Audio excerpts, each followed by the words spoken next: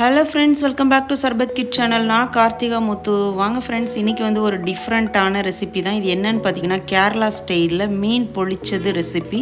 So இந்த recipe வந்து ரொம்பவே சூப்பராக இருக்கும். கரிமீன் பொளிச்சதுன்னு சொல்லுவாங்க. இந்த ரெசிபி பண்ணுறதுக்கு முன்னாடி நம்ம சேனலை நீங்கள் இன்னும் சப்ஸ்கிரைப் பண்ணலை அப்படின்னா மறக்காமல் சப்ஸ்கிரைப் பண்ணிக்கோங்க. இப்போ வாங்க வீடியோக்குள்ளே போகலாம்.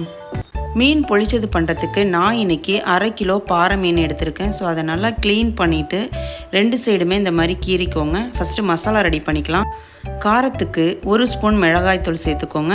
இது கூடவே 1 ஸ்பூன் மல்லித்தூள், 1/4 ஸ்பூன் மஞ்சள் தூள், 1/2 ஸ்பூன் மிளகுத்தூள், தேவையான அளவுக்கு உப்பு, ஒரு 1/2 லெமன் எடுத்துக்கோங்க. ஸோ இதை நல்லா பிழிஞ்சு விட்டுக்கோங்க. இதில் 1/2 ஸ்பூன் எண்ணெய் ஊற்றி லைட்டாக பிசறி விட்டுக்கோங்க.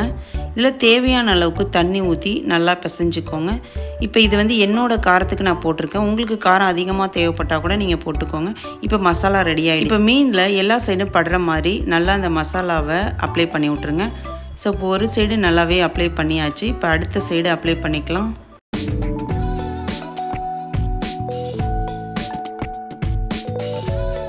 மீனில் மசாலாலாம் நல்லா அப்ளை பண்ணியாச்சு. இது ஒரு 5 நிமிஷம் அப்படியே ஃப்ரீயாக விட்டுருங்க.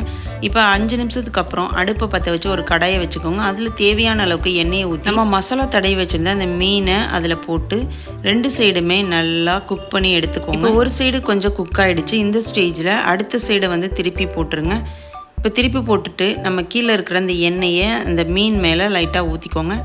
இதே சேம் வந்து அடுத்த சைடும் நல்லா குக் ஆனதுக்கப்புறம் மறுபடியும் அடுத்த சைடை திருப்பி போட்டுக்கோங்க. இந்த மாதிரி 2 சைடும் ஒரு 5லேருந்து 10 நிமிஷம் நல்லா குக் பண்ணி எடுத்துருங்க. இப்போ மீன் வந்து 2 சைடுமே நல்லா குக் ஆகிடுச்சு. இப்போ ஒரு பிளேட்டில் எடுத்து வச்சுக்கலாம்.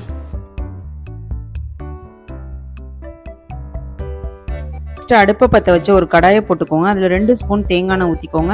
இதில் நறுக்கின பூண்டு, நறுக்கின இஞ்சி, இது கூட காரத்துக்கு பச்சை மிளகாய், கருவேப்பிள்ளை, இந்த எண்ணெயில் இந்த பூண்டு கருவேப்பிள்ளையெல்லாம் வதங்கும் போது இதோட ஃப்ளேவர் வந்து ரொம்பவே சூப்பராக இருக்கும். நெக்ஸ்ட்டு பூண்டெல்லாம் நல்லா வதங்கினதுக்கப்புறம் 2 பெரிய வெங்காயத்தை சின்ன சின்னதாக கட் பண்ணி போட்டுக்கோங்க. வெங்காயத்தையுமே நல்லா எண்ணெயிலே வதக்கி விட்ருங்க. இந்த வெங்காயத்தோட கலர் லைட்டாக சேஞ்ச் ஆனதுக்கப்புறம் நம்ம மசாலாலாம் ஆட் பண்ணிக்கலாம். இப்போ நல்லா கலர் சேஞ்ச் ஆகிடுச்சு. இந்த ஸ்டேஜில் 1 spoon Kashmir chilli powder, 1 spoon மல்லித்தூள், 1/4 ஸ்பூன் மஞ்சள் தூள், தேவையான அளவுக்கு உப்பு. நம்ம ஆல்ரெடியே மீனில் உப்பு போட்டிருக்கோம். ஸோ இதை கொஞ்சம் பார்த்து போட்டுக்கோங்க. ஃபைனலாக 2 தக்காளியை கட் பண்ணி போட்டுக்கோங்க. தக்காளி வெங்காயம் இது எல்லாம் நல்லா மசிஞ்சு வர்ற வரைக்கும் லைட்டாக வதக்கி விட்ருங்க. இப்போ தக்காளி நல்லா மசிஞ்சிருச்சு. இந்த ஸ்டேஜில் லாஸ்ட்டாக கொத்தமல்லி இலையை தூவி அடுப்பை ஆஃப் பண்ணிடுங்க. இப்போ நமக்கு ஒரு சூப்பரான மசாலா ரெடி ஆகிடுச்சு. நெக்ஸ்ட்டு அடுப்பை சிம்மில் வச்சுக்கோங்க. இப்போ ஒரு வாழை இலையை எடுத்து அதை நல்லா வாட்டிக்கோங்க. இப்போ வந்து மீனை நம்ம வாழை இலையில மடித்து தான் வைக்க போகிறோம். ஸோ அது வந்து உடையாமல் இருக்கிறதுக்காக இந்த ப்ராசஸ்ஸு. இப்போ வாழை இலை நல்லா வதங்கிடுச்சு. இப்போ நம்ம வதக்கி வச்சிருந்த வாழை இலையில் நம்ம ரெடி பண்ணி வச்சுருந்த அந்த மசாலா வெங்காயம் தக்காளி மசாலா இருக்குல்ல, ஸோ அதை கொஞ்சம் போட்டுக்கோங்க. இது மேலே நம்ம ஃப்ரை பண்ணி வச்சிருந்த மீனை இதில் போட்டுக்கோங்க. நெக்ஸ்ட்டு பேலன்ஸ் இருக்கிற வெங்காயம் தக்காளி மசாலாவை இந்த மீன் மேலேயே அப்ளை பண்ணி விட்ருங்க. இப்போ 2 சைடுமே அந்த வெங்காயம் தக்காளி மசாலாலாம் போட்டாச்சு. நெக்ஸ்ட்டு இந்த வாழை இலையை அப்படியே மடித்து கட்டிக்க வேண்டியதுதான். ஸோ இப்போ ஒரு சைடு இந்த மாதிரி மடிச்சுக்கோங்க, சைட்லையும் இந்த மாதிரி மடித்து எல்லா சைடுமே நம்ம இந்த பொட்டலமெல்லாம் போடுவாங்கள்ல, ஸோ அந்த மாதிரி மடிச்சுக்கிட்டு 2 சைடுமே நூல் வச்சு கட்டிக்கோங்க. வெளியில் அந்த மசாலாலாம் பிரிஞ்சு வராமல் இருக்கிறதுக்கு. ஸோ நான் இப்போ வந்து 2 சைடுமே நூலெல்லாம் வச்சு கட்டி ரெடி பண்ணி வச்சுருக்கேன்.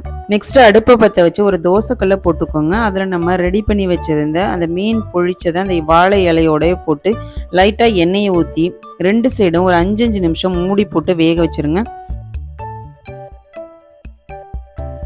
இப்போ ஒரு சைடு நல்லா வெந்துருச்சு. இந்த ஸ்டேஜில் அடுத்த சைடே அப்படியே அந்த வாழை இலையை திருப்பி விட்டுருங்க. இப்போ 2 சைடுமே நல்லா குக் ஆகிட்டுங்க. இப்போ பார்க்கும்போதே உங்களுக்கு தெரியும் இந்த வாழை இலையை நல்லாவே அப்படியே அந்த கருகுன மாதிரி இருக்குது. ஸோ இந்த ஸ்டேஜில் நம்ம அடுப்பை ஆஃப் பண்ணிக்கலாம். இந்த வாழை இலையோட அந்த மீனை அப்படியே ஒரு பிளேட்டில் வச்சுக்கலாம். இப்போ கொஞ்சம் ஆறுனதுக்கப்புறம் அந்த நூலெல்லாம் கட் பண்ணி விட்டுட்டு நம்ம வாழை இலையை பிரித்து பார்த்துடலாம். கமன் வாசத்தோட ஒரு சூப்பரான கேரளா ஸ்டைலில் மீன் பொழிச்சது சூப்பராக ரெடி ஆகிட்டுங்க. பார்க்கவே ரொம்ப கலர்ஃபுல்லாக இருக்குங்க. இந்த மீன் பொழிச்சது கூட லெமன் புழிஞ்சு சாப்பிடும்போது டேஸ்ட் அட்டகாசமாக இருக்குங்க. நீங்களுமே மீன் வாங்கினீங்க அப்படின்னா ஒரு டைம் இதை மாதிரி ட்ரை பண்ணி பார்த்துட்டு எனக்கு கமெண்ட் பண்ணுங்கள். உங்களுக்கு இந்த வீடியோ பிடிச்சிச்சு அப்படின்னா ஒரு லைக் பண்ணுங்கள். உங்களோட ஃப்ரெண்ட்ஸ் அண்ட் ஃபேமிலிக்கு ஷேர் பண்ணுங்கள். உங்களுக்கு இந்த மாதிரி இன்ட்ரெஸ்டிங்கான cooking videos, travel videos, entertainment வீடியோஸ்லாம் பார்க்கணும் அப்படின்னா நம்மளோட சேனலை சப்ஸ்கிரைப் பண்ணி விசிட் பண்ணிக்கோங்க. நாளைக்கு ஒரு டிஃப்ரெண்டான ரெசிபியோட நான் உங்களை வந்து மீட் பண்ணுறேன். தேங்க்யூ ஃபார் வாட்சிங்.